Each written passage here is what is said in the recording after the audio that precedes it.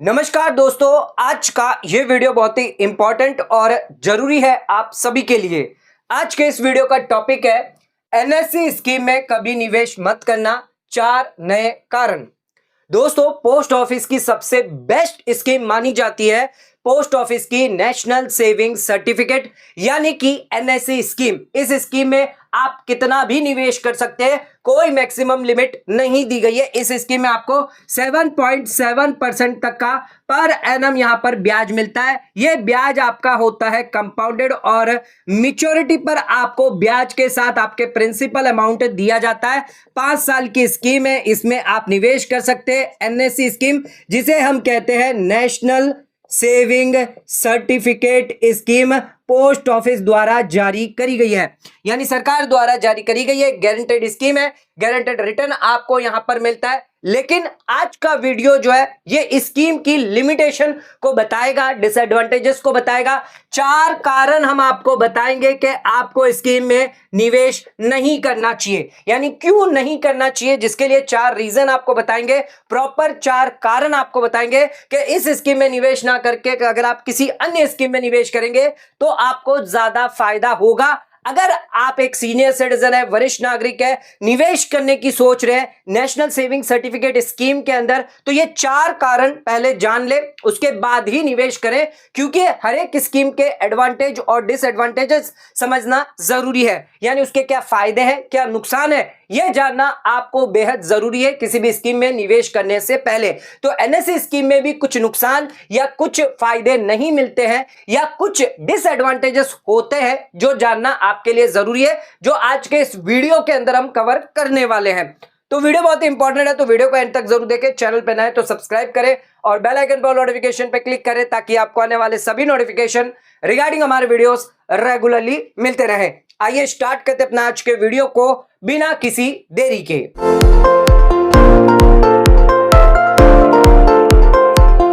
आइए स्टार्ट करते अपना आज के वीडियो को और बात करते हैं एनएससी स्कीम में आपको निवेश क्यों नहीं करना चाहिए, जिसके लिए 4 कारण हम आपको एक एक कर बताते हैं।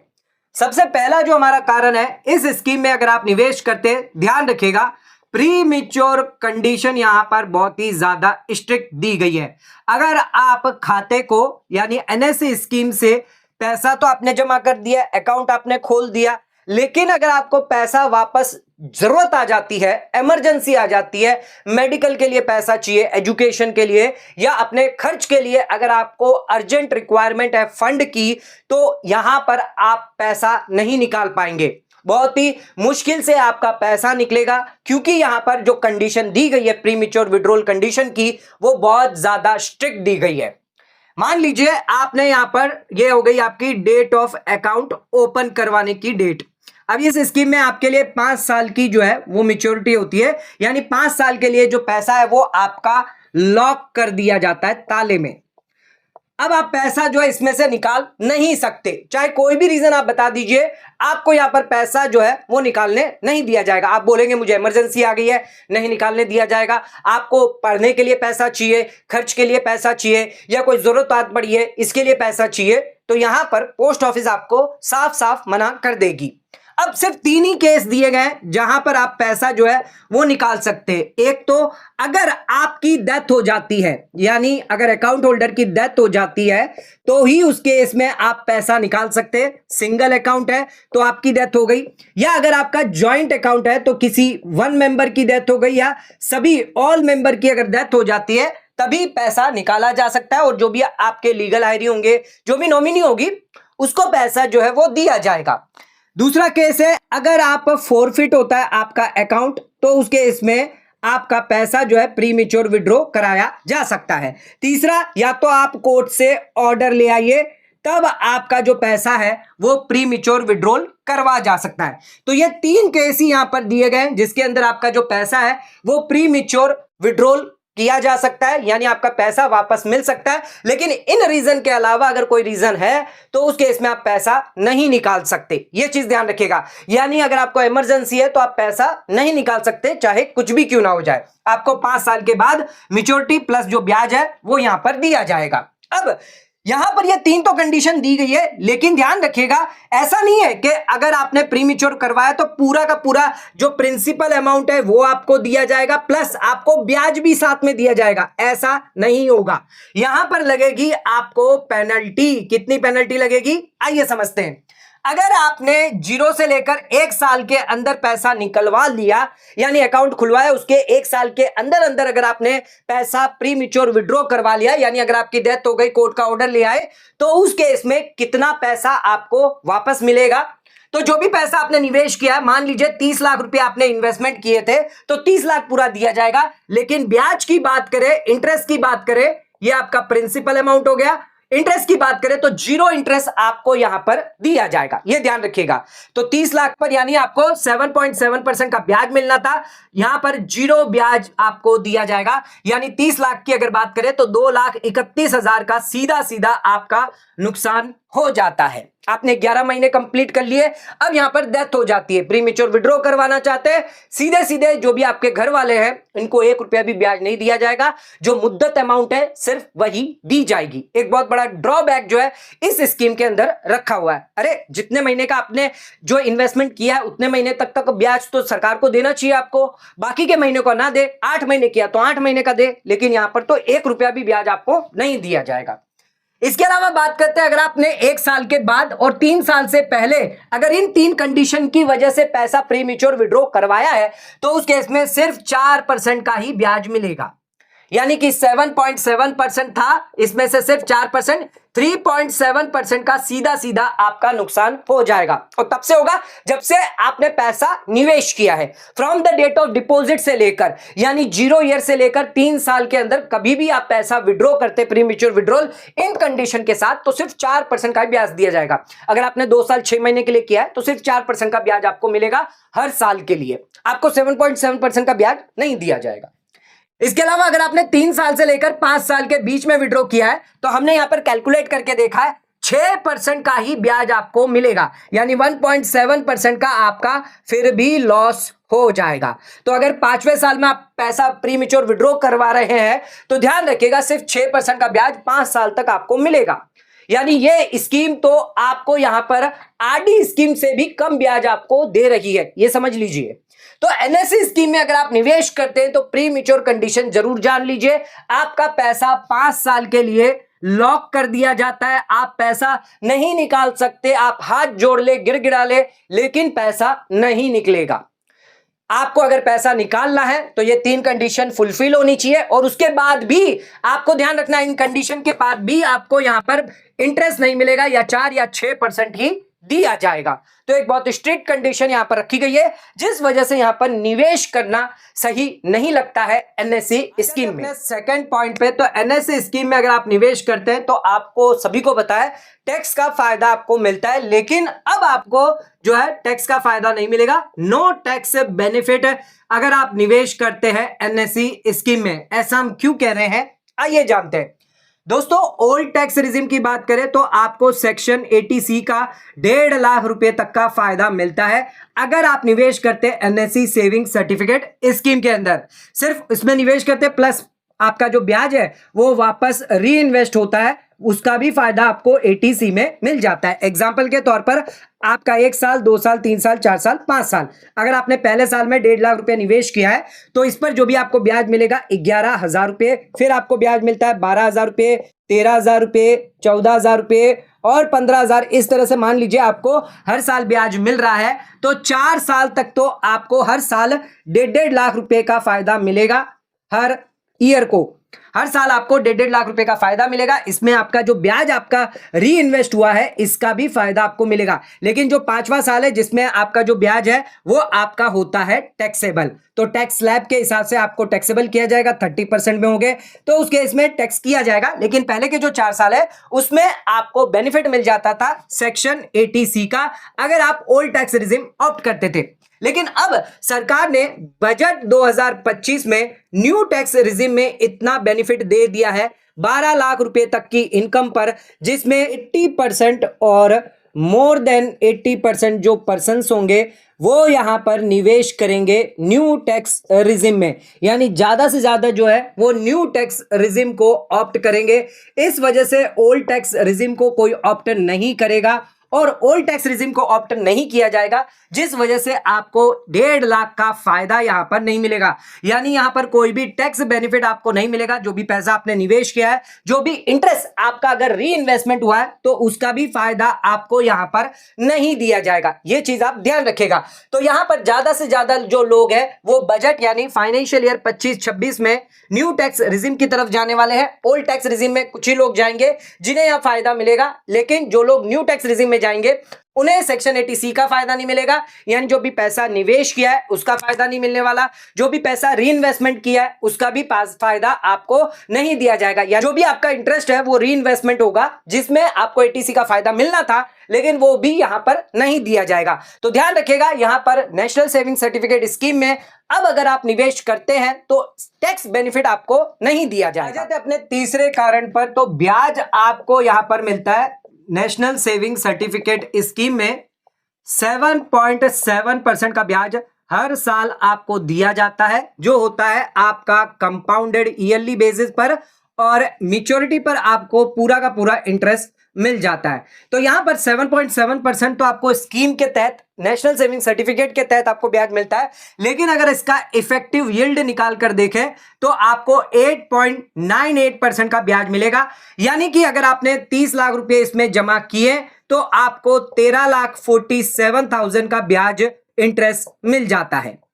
अब वहीं पर अगर हम बात करें किसी और पोस्ट ऑफिस स्कीम में अगर निवेश करते हैं, जैसे सीनियर सिटीजन सेविंग स्कीम में, यहां पर आपको 8.2% का ब्याज मिलता है, यानी मंथली आपको 20,500 का इंटरेस्ट मिलता है। अब ये 20,500 जो है, वैसे स्कीम जो है वो क्वार्टरली है, तो यहां पर आपको 61,500 का हर क्वार्टर में ब्याज मिलता है। आप 2 एक्स्ट्रा और इंस्टॉलमेंट जो है वो ऐड करके आप हर महीने, हर मंथ आप आरडी में इसको निवेश कर सकते हैं। ध्यान रखिएगा, नेशनल सेविंग सर्टिफिकेट में क्योंकि आपको मैच्योरिटी पर पैसा मिलता है तो ब्याज आप कहीं पर भी री इन्वेस्टमेंट नहीं कर सकते। एनएससी खुद से ही आपका जो ब्याज है वो री इन्वेस्ट करती है एनएससी के अंदर, लेकिन सीनियर सिटीजन सेविंग स्कीम में जो भी ब्याज है वो आपको सीधे सीधे सेविंग अकाउंट में मिल जाता है। तो ये 20,500 मंथली जो है हर महीने आप आरडी स्कीम में 6.7% की रेट पर निवेश करेंगे, यानी 12,30,000 रुपए जो है आपने 5 साल के लिए निवेश किया है, आपको ब्याज आरडी में कितना मिलेगा? 2,33,000 रुपए का।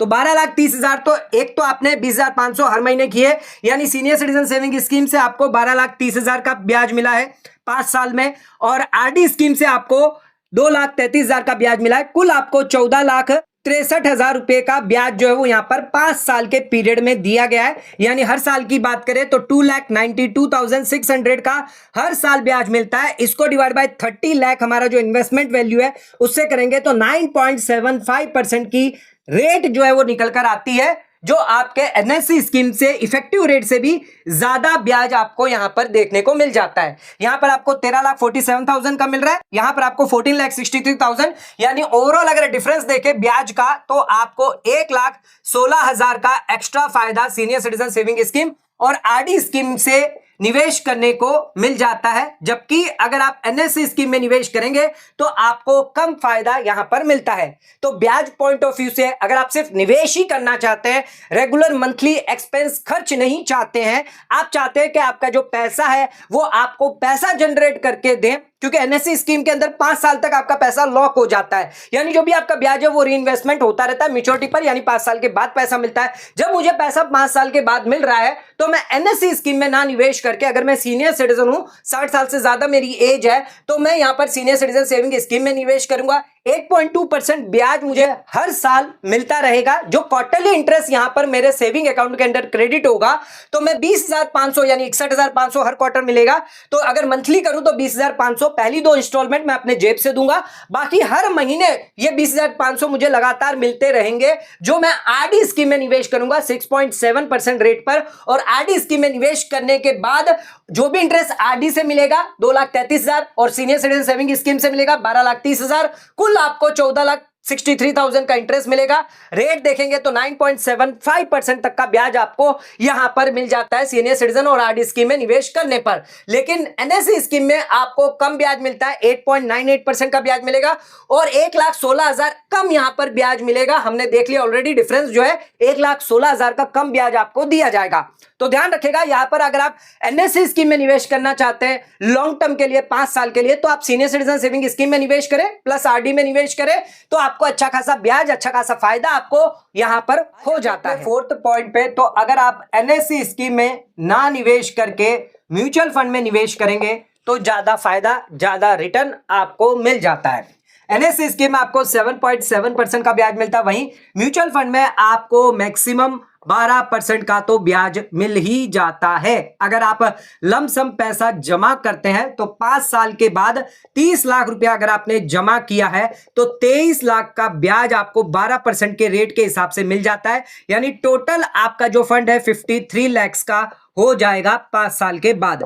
वहीं अगर आप एनएससी स्कीम में निवेश करते हैं 5 साल के लिए 30 लाख रुपया निवेश करेंगे तो 13,47,000 यानी 43,47,000 का फंड आपका बनेगा। तो यहां पर आप देख सकते हैं 10 लाख का एक्स्ट्रा फायदा आपको ब्याज में यहां पर हो जाता है अगर आप म्यूचुअल फंड में निवेश करते हैं। तो म्यूचुअल फंड में अगर आप लमसम पैसा डाल देते 30 लाख रुपया एक बार में ही, तो आपको सीधे सीधे 5 साल के अंदर 23 लाख रुपए मिल जाते हैं। अब यहां पर अगर आप और 5 साल के लिए निवेश करना चाहते हैं, यानी टोटल आप 10 साल के लिए निवेश करते हैं, तो ये 53 लाख रुपया आपने जो निवेश किया है ये बन जाएगा आपका 1 करोड़ का फंड। यानी ब्याज जो है वो यहां पर आपको अच्छा खासा मिल जाता है। लेकिन अगर वहीं आपने 5 साल के लिए और फिर वापस एनएससी स्कीम करवाई, यानी 43 लाख आपने और जमा किए, तो और 20 लाख का ही ब्याज आपको मिलेगा। कुल आपका जो पैसा है वो 63 लाख का फंड यहां पर बनेगा 10 साल के बाद एनएससी स्कीम में। वहीं अगर आप म्यूचुअल फंड में देखें तो 1 करोड़ का यानी 37 लाख का एक्स्ट्रा फायदा आपको मोटा मोटी जो है म्यूचुअल फंड में देखने को मिल सकता है। 10 साल में आपका 1 करोड़ का जो फंड है वो यहां पर रेडी हो सकता है। आप म्यूचुअल फंड में जो एसबीआई म्यूचुअल फंड है या सरकार द्वारा जारी करे गए जो म्यूचुअल फंड है, एसबीआई बैंक ने भी म्यूचुअल फंड जारी किए, उनमें भी आप निवेश कर सकते हैं। मोटा मोटी आपको 12% तो रिटर्न मिलता ही है। 12% से ज्यादा मिलता है लेकिन 12% से कम आपको नहीं मिलेगा अगर आप लॉन्ग टर्म के लिए अगर निवेश करते हैं। अगर आप लॉन्ग टर्म में निवेश करते हैं 10 साल के लिए निवेश करेंगे तो मैक्सिमम आपको 12% तो रिटर्न मिल जाएगा और 12% अगर आपको रिटर्न मिल गया तो आपका 1 करोड़ का फंड हो जाता है। आपको अच्छा खासा यहां पर जो 70 लाख रुपए का ब्याज जो है वो यहां पर मिल जाता है। जबकि आप अगर एनएससी के अंदर बात करें तो 13 लाख और 20 लाख रुपए यानी कुल आपको 33 लाख का ही ब्याज मिलेगा, उससे ज्यादा आपको नहीं मिलेगा। हालांकि ये सेफ है, सिक्योर है, कोई दिक्कत नहीं है। लेकिन म्यूचुअल फंड भी यहां पर मार्केट वॉलेटाइल है, हर साल जो मार्केट है वो डाउन नहीं रहता, 1 साल 2 साल रहेगा, लेकिन बाकी के 10 में से 8 साल जो है मार्केट अप रहेगा। तो उसको लेकर कभी आपका रेट ऑफ इंटरेस्ट जो है वो 10% प्लस हो सकता है या आपका 10% माइनस भी हो सकता है किसी साल में। तो आपको घबराना नहीं है, आपको लगातार बने रहना है, तभी आप म्यूचुअल फंड में लॉन्ग टर्म में पैसा कमा सकते हैं। तो म्यूचुअल फंड में करेंगे तो ज्यादा फायदा मिलेगा, एनएससी स्कीम में इसमें कम फायदा मिलेगा। तो एनएससी में निवेश करने में हम कम रुचि रखेंगे अगर म्यूचुअल फंड हमें 12% तक का रिटर्न देता है। तो दोस्तों आज के इस वीडियो में हमने आपको 4 कारण बताए जिसमें आपको एनएससी स्कीम में निवेश क्यों नहीं करना चाहिए, जिसके लिए ये 4 इंपॉर्टेंट पॉइंट जो डिस्कस हमने किए हैं। अगर आप भी एनएससी स्कीम में निवेश करना चाहते हैं तो इन नुकसान या इन नियमों के बारे में आपको पता होना चाहिए कि एनएससी स्कीम में निवेश करने से पहले हम किसी और सीनियर सिटीजन सेविंग में भी निवेश कर सकते हैं, म्यूचुअल फंड में भी निवेश कर सकते हैं या टैक्स बेनिफिट हमें नहीं मिलेगा, प्री मैच्योर कंडीशन हमारे लिए बहुत स्ट्रिक्ट है। तो ये सारी जानकारी आपको होनी चाहिए, उसके बाद ही आप निवेश करेंगे तो कोई दिक्कत नहीं आएगी, क्योंकि आपको पहले से ही पता होंगे इसके नुकसान क्या दिए गए हैं। तो आज का वीडियो आपको कैसा लगा नीचे कमेंट करके हमें जरूर बताइएगा। वीडियो पसंद आए तो वीडियो को लाइक से सब्सक्राइब करना ना भूले, वीडियो को ज्यादा से ज्यादा शेयर करें ताकि और लोगों तक इसकी नॉलेज पहुंच सके। आज का वीडियो खत्म करते हैं, धन्यवाद।